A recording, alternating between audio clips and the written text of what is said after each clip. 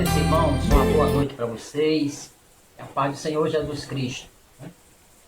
Nós iremos começar agora. Eu quero convidar vocês, a ler uma passagem da Bíblia que se encontra lá no livro de Oséias. O livro de Oséias, o capítulo 4, versículo 6, que diz assim: o meu povo foi destruído porque lhe faltou conhecimento. Porque tu rejeitaste conhecimento, também eu te rejeitarei, para que não sejais sacerdote diante de mim. E visto que te se esqueceste da lei do teu Deus, também eu esquecerei de teus filhos. No capítulo 6, verso 3, diz assim: então conheçamos e prossigamos em conhecer o Senhor. A sua saída é como a alva é certa, e ele nos virá como a chuva seródia que rega a terra. Estes versículos, eles falam da importância do conhecimento de Deus. Se tem uma coisa que pode destruir o povo de Deus, irmãos, é a falta de conhecimento, como diz aqui em Oséias. Como a gente acabou de ver, do profeta Oséias, onde ele diz que a falta de conhecimento leva o povo de Deus a sofrer, não é verdade? Por isso que precisamos estudar cada vez mais. Precisamos aprender a palavra de Deus. Este é um curso básico, de teologia, certo? E hoje o nosso tema vai ser a teologia, vamos falar sobre Deus. Vamos estudar sobre Deus. Vamos aprender um pouco, Não é nada avançado, mas que tem um conteúdo muito importante para a nossa vida espiritual, certo? Uma primeira coisa que nós devemos aprender, irmãos, na teologia, é o seu conceito. É o seu conceito, o conceito de teologia. A palavra teologia é formada de duas partes, Theos, quer dizer Deus, e logos, que é a expressão racional, é a palavra. Podemos dizer que teologia significa a expressão racional da fé cristã. A expressão racional da fé cristã. Eu quero avisar os irmãos que no final a gente vai ler muitos textos bíblicos, os irmãos vão ter Bíblia em mãos, para poder acompanhar, e temos alguns tópicos. Irmãos, a teologia ela é inteligível. O que significa isso? Ela pode ser compreendida pela mente humana, através dos sentidos. Por isso que Deus nos deu sentido ao ser humano, exatamente para que ele possa compreender as coisas. E na teologia não é diferente, Ela pode ser compreendida assim. A teologia também tem uma interessante, que ela requer explicação. Ela requer explicação, certo? E quando eu falo requer explicação, aí isso envolve o seguinte: envolve exegese, envolve hermenêutica e envolve a homilética. A homilética, ou a exegese primeiro, é um estudo mais aprofundado, é um estudo mais investigativo do texto. Você vai se aprofundar mais, é algo mais profundo, a exegese. Já a hermenêutica, você vai ler para interpretar o texto que você está lendo, E a homilética é você pregar, a arte de pregar a palavra de Deus, A arte de pregar a palavra de Deus. A homilética ela é uma análise do texto, e você vai se aprofundar mais, você vai pregar aquilo que você aprendeu. Né? Isso é importante para a nossa vida, né? Então a teologia ela requer explicação. Tem que se aprofundar nos estudos, né? Tem que se aprofundar na hermenêutica para aprender a interpretar o texto, a exegese e a homilética você vai pregar aquilo que você aprendeu na palavra de Deus. Também temos que aprender o seguinte, que na teologia a base da fé cristã é a Bíblia, a palavra de Deus. Ó, é nossa base cristã, é a palavra de Deus. Por isso que a teologia ela é baseada na Bíblia, porque a nossa base de fé cristã é a Bíblia. Então, esse é um conceito simples de teologia. Né? Como a gente já acabou de ver esses versículos, a gente também tem que aprender também a sua necessidade, a necessidade da teologia, como ela é importante. Né? Primeiro, é necessário estudar teologia por várias razões. Né? Strong, ele enumera as seguintes razões. Para quem não conhece Strong, vou mostrar para vocês aqui o livro dele, esse aqui, ó. Este livro é de Augusto Fox Strong, né?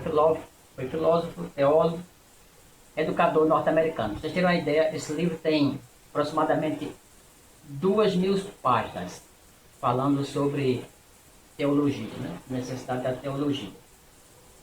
Ele ensina que a teologia ela tem várias razões.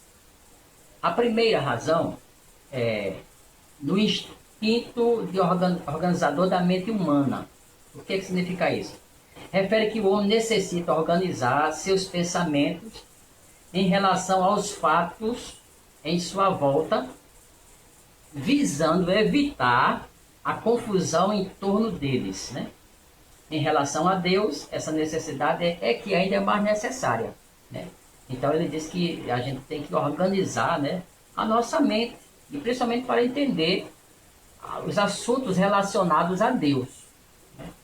A segunda razão que ele nos dá, e nos ensina, ele diz o seguinte, ele diz que na relação da verdade sistemática, quer dizer, organizada, com o desenvolvimento do caráter, né?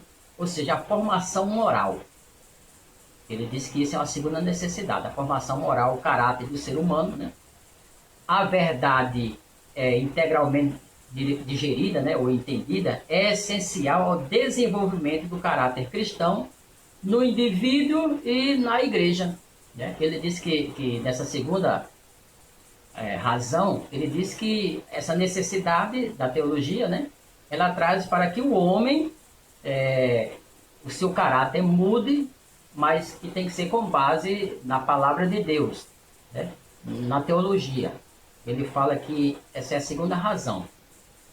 Uma terceira razão que Strauss nos ensina, ainda da necessidade da teologia, ele diz que na importância dos pontos de vista, nessa terceira importância, né, nessa terceira necessidade do ponto de vista, ele diz o seguinte, na importância dos pontos de vista definidos e justos da doutrina cristã para o pregador. Veja aqui uma importância, como é importante isso aqui. Ele fala que a doutrina cristã, né, ela é muito importante para o pregador. Porque ele diz assim, o pregador precisa imprimir, precisa transferir a verdade nas mentes e consciências de seus ouvintes. Aí diz que o estudo da teologia contribui para isso. Né? Então, o mensageiro, né, aquele pregador, o preletor, né, que ele vai pregar a palavra de Deus, ele tem que estar, bem-vindo, Lenita, né? Ele tem que estar fundamentado, irmãos, exclusivamente na palavra de Deus, na teologia, que é o estudo da palavra de Deus, certo? Então o pregador, ele necessita, né, aprender a palavra de Deus para poder pregar. Né? para poder transmitir sua palavra com bons argumentos bíblicos. Por isso que a gente falou há pouco tempo que é preciso estudar a exegese, né, que é aquele estudo mais profundo da palavra de Deus, a hermenêutica, que é interpretar o texto, e a homilética, que é a arte de pregar. Então, Strong ele fala, né, em seu livro, esse livro aqui. Então, o pregador ele tem que estar firmado nisso, tem que estar com base nisso, né? Tem pregadores, lamentavelmente, que às vezes usam nossos púlpitos e prega tanta coisa que às vezes não é a palavra de Deus. Ele não, o que ele traz às vezes não está fundamentado na palavra, certo? E ele aqui ele avisa para que o pregador ele tem que ter um fundamento na palavra. Então a teologia é uma necessidade, né? Para o pregador, para o cristão em si, né? Para a mudança de sua formação, do seu caráter também. Queridos, a gente já falamos na introdução sobre o que é teologia, né? Agora nós vamos entrar no assunto do tema mesmo da nossa primeira aula, né? Que é da teologia, que é estudar sobre Deus, né? Deus. Vamos estudar sobre o conhecimento de Deus. Já falamos na nossa introdução sobre o que é teologia, a necessidade da teologia, né? E agora a gente vai entrar exatamente no nosso tema da aula, tá bom? Que é o conhecimento de Deus. Podemos começar já nesse ponto fazendo a seguinte pergunta. Deus é cognoscível, ou seja, que se consegue conhecer, que pode ser reconhecido, né? O que os irmãos acham? Qual é a sua opinião, né? Deus ele pode ser reconhecido, né? Ele é cognoscível, né? Cognoscível é aquele que eu posso conhecer. E Deus? Será que a gente pode conhecer Deus? Por que essa pergunta? Porque nós sabemos, irmãos, que há muitos deuses criados pela imaginação do homem. Nós sabemos que há muitos deuses criados pela imaginação do homem, pelo diabo também. A gente sabe muito bem disso. Há noções que possui do seu panteão, né? O conjunto de deuses que determina a religião. E eles têm milhares de deuses, né? E dessas adorações deles, a gente sabe muito bem que tem pessoas que adoram planta, o sol, a lua, insetos, até ratos, né? Então, por isso que é importante essa questão de perguntarmos se Deus é cognoscível, ou seja, que se consegue conhecer, se é possível, se pode ser reconhecido, né? Diante disso, queridos irmãos, devemos começar aprendendo o que Deus não é, né? O que Deus não é. Se você abrir sua Bíblia lá em Deuteronômio, no capítulo 4, acho que versículo 15 ao 19, se você tem com a Bíblia aí na mão, você pode acompanhar no livro de Deuteronômio, no capítulo de número 4, né? Versículos 15 ao versículo de número 19, a gente vai aprender aqui o que Deus não é. Deus está ensinando o que ele não é. Ele diz no versículo 14, do capítulo 4, versículo 14, ele diz assim, ele dando ordem ao povo de Israel, né?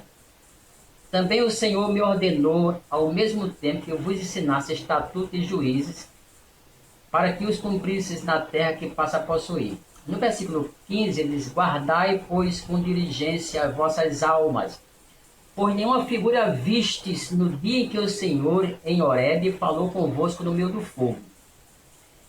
Ele diz, no versículo 16, para que não vos corrompais e façais alguma imagem esculpida na forma de qualquer figura, semelhança de homem ou mulher. Aqui a gente já começa a aprender, irmão, que Deus ele não é uma figura parecida com um homem ou com uma mulher. Já deixa bem claro o versículo, né?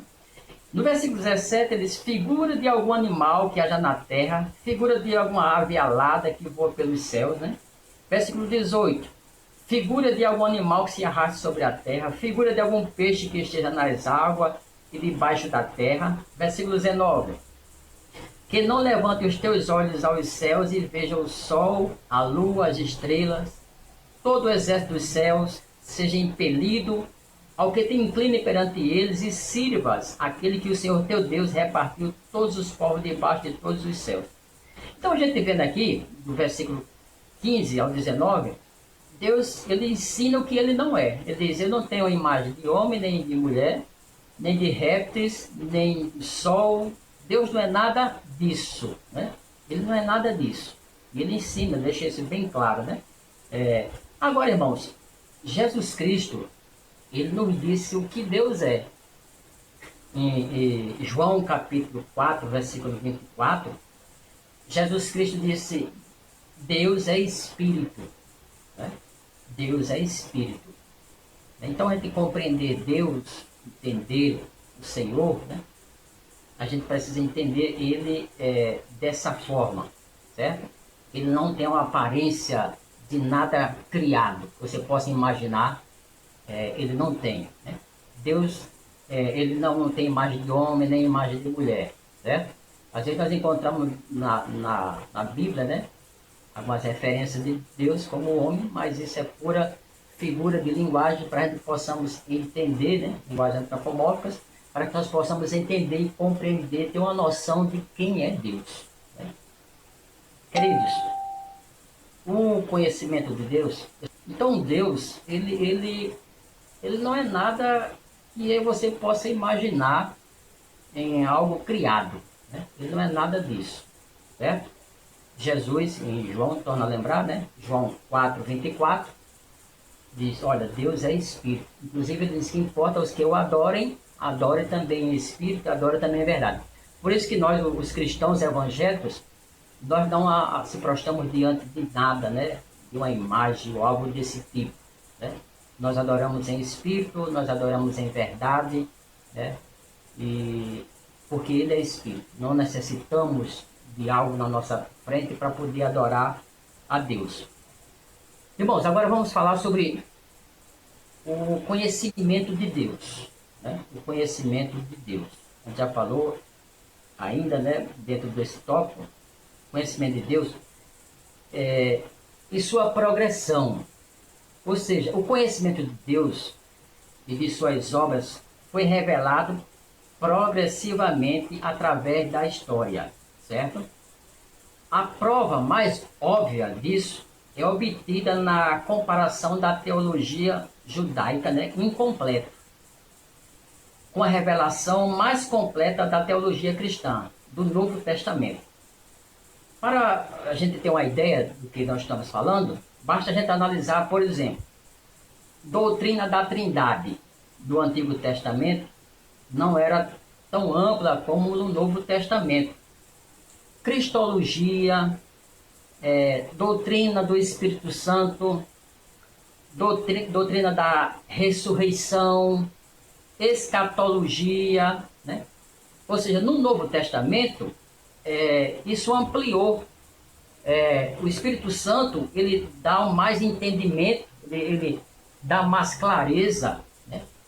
Ele dá luz ao Antigo Testamento. Então, a gente percebe aí que o conhecimento de Deus, ele foi revelado progressivamente através da história, né? O Novo Testamento, irmãos, o Espírito Santo, né, dá uma luz, ele amplia e a gente consegue enxergar melhor sobre esses temas que acabamos de falar, né? A tarefa da teologia, irmãos, a tarefa da teologia bíblica é registrar essa progressão, né? E a gente estuda hoje, né, todos esses textos, essas matérias, a gente estuda hoje no Novo Testamento. Agora observe que o conhecimento de Deus tem seu propósito, né? Tem seus propósitos. Primeiro, alertar sobre o juízo vindouro Isso é um dos grandes propósitos. Lembra que a gente leu Oséias 4:6, dizendo: o meu povo é destruído porque lhe falta conhecimento. Vocês observam que tem muitos que ora muito, mas não busca o conhecimento de Deus, que é essencial na sua vida também, né?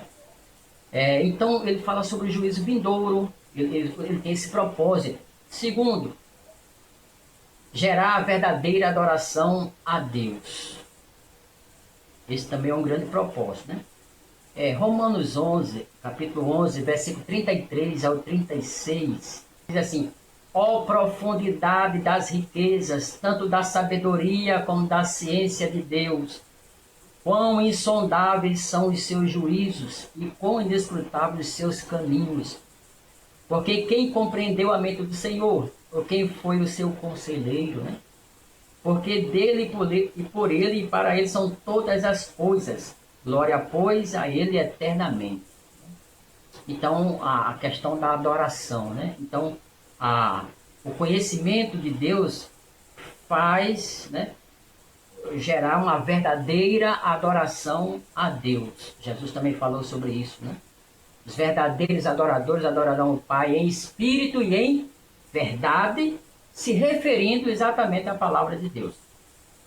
Um terceiro propósito que a gente pode encontrar, irmãos, é fazer com que as pessoas possuam vida eterna. Este é um terceiro propósito, fazer com que as pessoas possuam vida eterna. Evangelho de João, no seu capítulo de número 17, Evangelho de João, capítulo 17, versículo de número 3, Jesus Cristo nos diz assim: e a vida eterna é esta, que te conheçam a ti só, por único Deus verdadeiro, e a Jesus Cristo a quem enviastes. Então, esses três propósitos estão dentro do conhecimento de Deus. Esses três propósitos estão dentro do conhecimento de Deus. Alertar sobre o juízo vindouro, gerar a verdadeira adoração, fazer com que as pessoas possuam vida eterna. Tem mais, mas esses três já é suficiente para a gente ter uma noção, um entendimento sobre o conhecimento de Deus. Um outro assunto ainda relacionado a Deus, queridos irmãos, é a revelação de Deus. Revelação em termos teológicos é o desenvolvimento que Deus faz de si mesmo, girando em torno da pessoa de Jesus Cristo, através da criação, da história, da consciência humana e das escrituras. Deus, em sua infinitude, ele é incompreensível à mente humana. Tem uma passagem lá em Jó, capítulo 11, versículo 7, que Zofar, diante de Jó, ele exclamou assim: porventura alcançarás os caminhos de Deus, ou chegarás à perfeição do Todo-Poderoso? Zofar faz a pergunta a Jó: porventura, né, alcançarás os caminhos de Deus, ou chegarás à perfeição do Todo-Poderoso? O profeta Isaías, ele foi mais adiante e ele não encontrou resposta. O profeta Isaías, ele indagou em Isaías 40, versículo 18, ele faz a seguinte pergunta: a quem, pois, fareis semelhante a Deus? Ou com que o comparareis? Ele se aprofundou muito. Ele disse: não vou comparar Deus ao que? Ele é semelhante ao quê? Isso é muito profundo, né? O profeta Isaías, ele procurou algo para comparar a Deus e não teve, assim, algo que ele pudesse comparar. Agora preste atenção. Historicamente, há duas maneiras por meio das quais Deus tomou a iniciativa de revelar a si mesmo. Historicamente. Duas maneiras por meio das quais Deus tomou a iniciativa de revelar a si mesmo. Elas foram chamadas de revelação geral e de revelação especial. Tá? Lembre-se bem disso. Deus usou essas duas maneiras, por meio das quais Deus tomou a iniciativa de revelar a si mesmo. Foram chamadas de revelação geral e de revelação especial. Primeiro, o que é revelação geral? O que é revelação geral? A revelação geral, ela inclui tudo que Deus revelou no mundo, à nossa volta. Isso é revelação geral. Tudo no mundo que Deus revelou no mundo, à nossa volta. Lembra o que diz o Salmo 19? O Salmo 19, lá no seu versículo... Salmo 19, versículos 1 e 2. Os irmãos estão com a Bíblia aí nas mãos, possam ler?